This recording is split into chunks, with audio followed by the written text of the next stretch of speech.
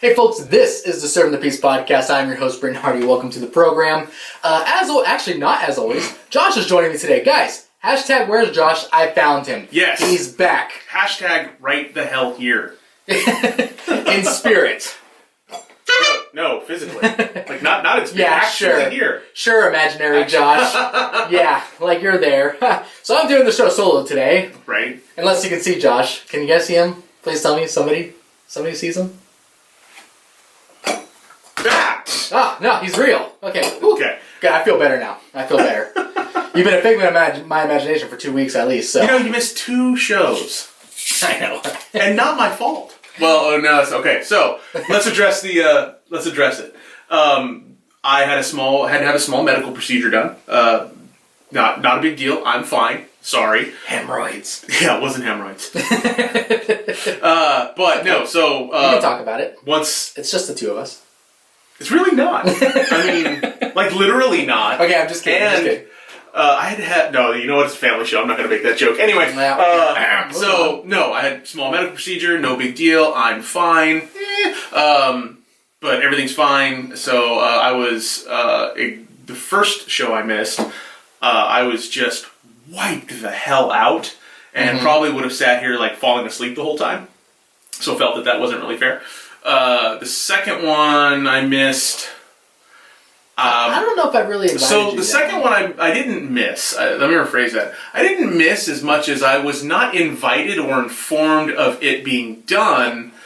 Other than I think you told me like 2 hours before it happened. Well, that's how we do a lot of these shows. Okay, true. And I wasn't in the area. I was like, no, I was somewhere else. And I was like, I didn't know you were doing that today. Sorry. And you're like, okay, that's fine. I already have Jessica coming because I didn't really want you to do it anyway.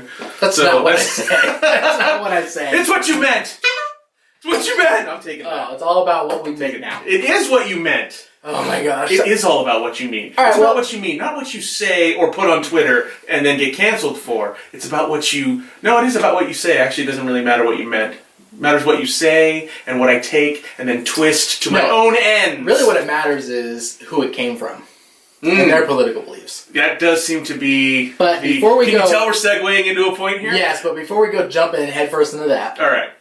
There's 2 things I want to address. First thing, how was Valentine's Day? Well, so Valentine's Day, as always, is a giant corporate sham that should be ignored. Okay. Did you guys do anything? Yeah, we went wine tasting. And that's cool. Fairly local. It was a nice place, beautiful place. Had a nice little setup. All outdoors, of course.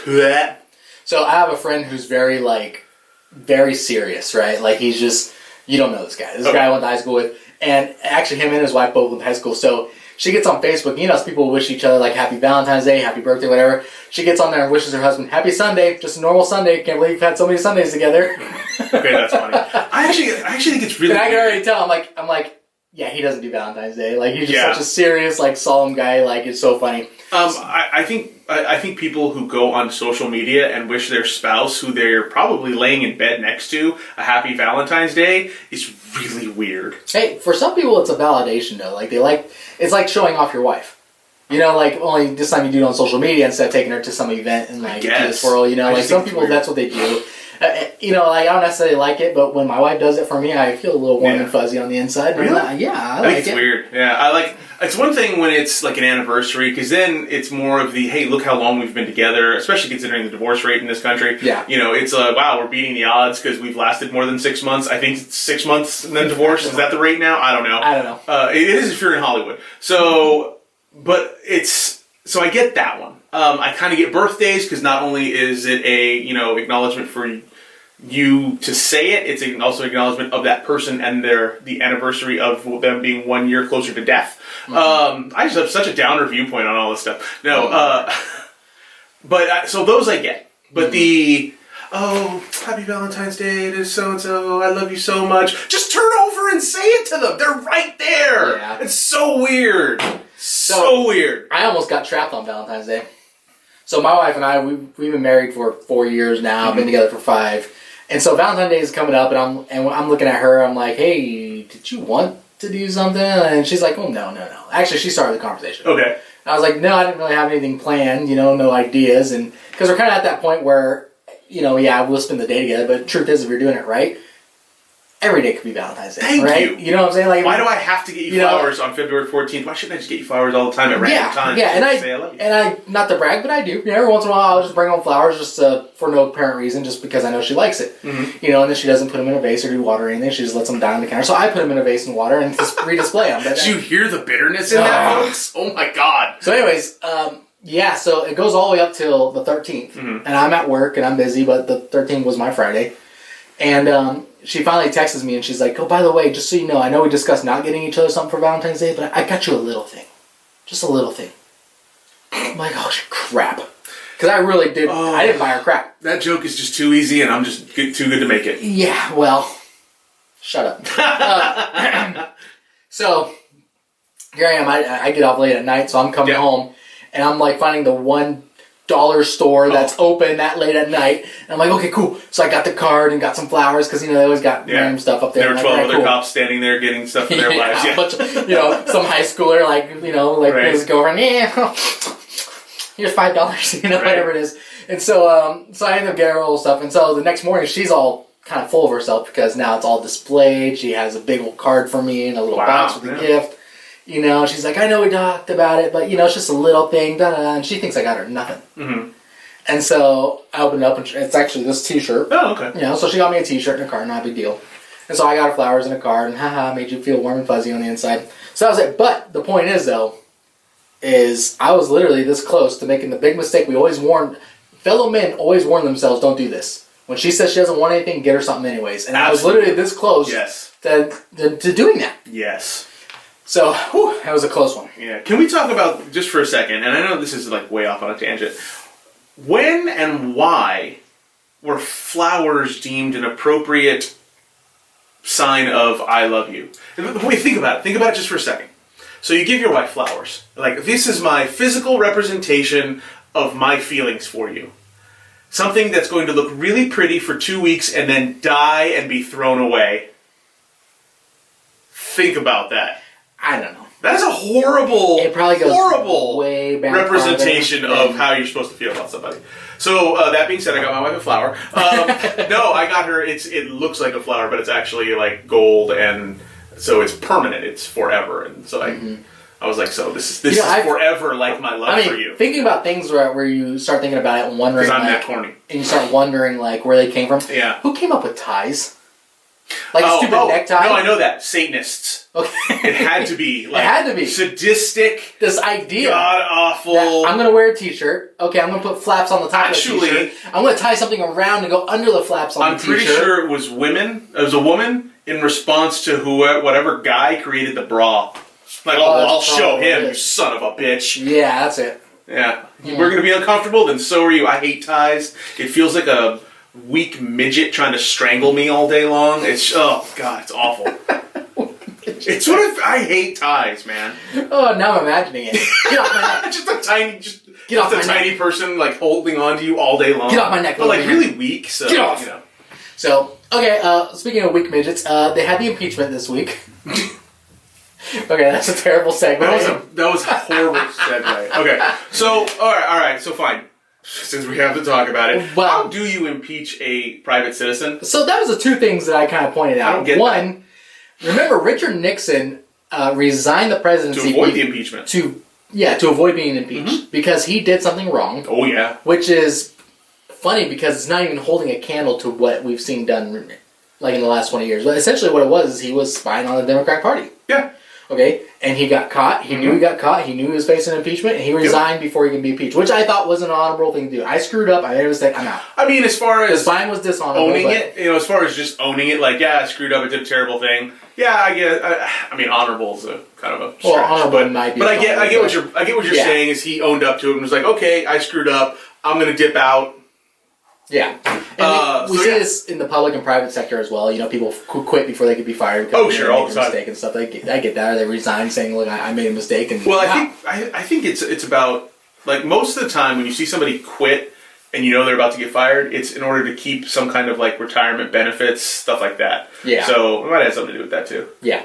And so that was the one big thing is, the articles are in the Constitution where it talks about impeachment and all that kind of stuff. It clearly states the president. Right. Right? And It must be the president. Okay? So if you're not the president anymore, obviously you can't be impeached. If we could do that, then we can go back in time and we can impeach former presidents for all sorts of stuff. You know what? I want to draft articles of impeachment for Lincoln. Yeah, you know what? Let's impeach George Bush I like Lincoln. for going into Iraq. Right, yeah. You can just impeach because it's a different Congress, mostly different Congress. There's a different thought process now. Let's go and impeach him for that. It's a dog and pony show. It's all it is. It's all any of this is. Now they're talking about, so the weak senators. By the way, the Senate is controlled by Democrats right now, so weak Senate. It was a weak case. It was a weak case. Well, not just a weak case. They doctored evidence. Yes. They doctored evidence. They committed perjury and are not going to be held accountable for that. But let's just move on from that for a second. The Senate acquitted him. Okay, so we're done. Now you hear people all over the place talk about, now what we'll do is we're just going to file criminal charges. Okay, for what crime? Under what jurisdiction? Well, was there a federal crime that was committed? And if it's a state crime, on whose state? Yeah, so that was the second point I had. I was like, look, you don't need to impeach the guy. If he committed a crime, he's a private citizen. Yeah, the DOJ should just file charges. Right, indict him. Yeah, well, the DOJ is not that stupid. That's why they're just like, we're just going to hang out back here. Really what happens... You guys run the stupid impeachment trial. And you know this, but for people who may not be familiar with law enforcement in any way, and I don't mean cops, I mean enforcing the law. Okay, for each law, there are elements within that law that need to be matched. Right, there's a standard, a burden there. Yes. Okay, so, for example, in California we have Section 422, right? Criminal threats. Right, in order for a threat to be criminal, I can't just say, Josh, I'm going to kill you, man. Because if I put it in writing, it sounds really bad. I'm going to kill you, man. But in context, it's not, right? I'm being sarcastic. Yep. So, it has to be very specific. It has to levy fear. It has to be... And it has to be within my ability to do so. Right? So, I took a case, I didn't take the case, I actually explained this person, so... They had some cousin that they're fighting with, and the cousin threatened them. Well, the cousin was confined to a wheelchair in Georgia and didn't have a driver's license or nothing and was living off the state. And so I'm like, well, when I got that information out, I'm like, well, they don't really have the culpability to actually carry out a threat. Now, if somebody came along and said, look, I'm going to stab you with a knife, I'm going to hide in the bushes outside your work, boom. Okay, now you have a threat because it's very specific. Yep. Okay, it levies fear. Okay, that would be a threat. That would match the crime. So for an insurrection or inciting a riot, same thing. There are certain elements that have to be met.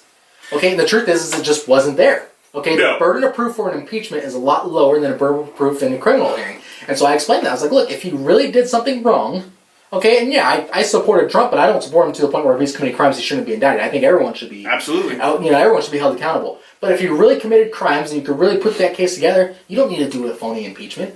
Just... indict the guy. Yeah, just charge him with a crime. Charge him with a crime. But again, under whose jurisdiction?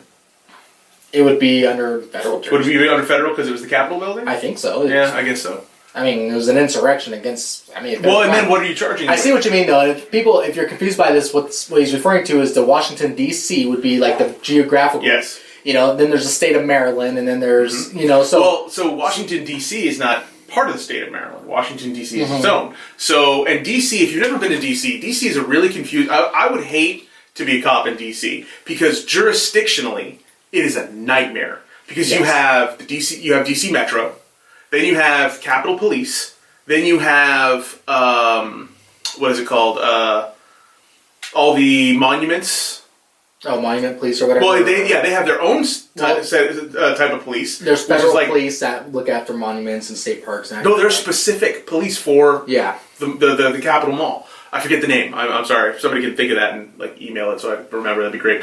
Then you also have the FBI police. You have the Secret Service police. Secret Service has a uniform division, which now their jurisdiction is very small. It's within a 1 block radius of the White House, or anytime the president is around. But if the president was there, wouldn't that fall under their jurisdiction? Yeah. So I mean, it's a jurisdictional nightmare to see whose set of laws do you have to go through to see if he actually committed a crime. Yeah, basically, which courts are going to file the charges. And I guarantee you, none of those agencies want to touch that with a 100-foot cattle prod. All right.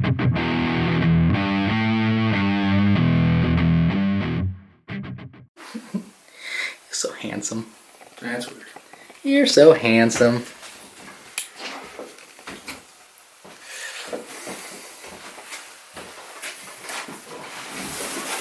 You like my new shirt? Nice. Yeah, cool. Yeah. There's a bunch of stuff on the back, I'm assuming. Yeah, it probably does.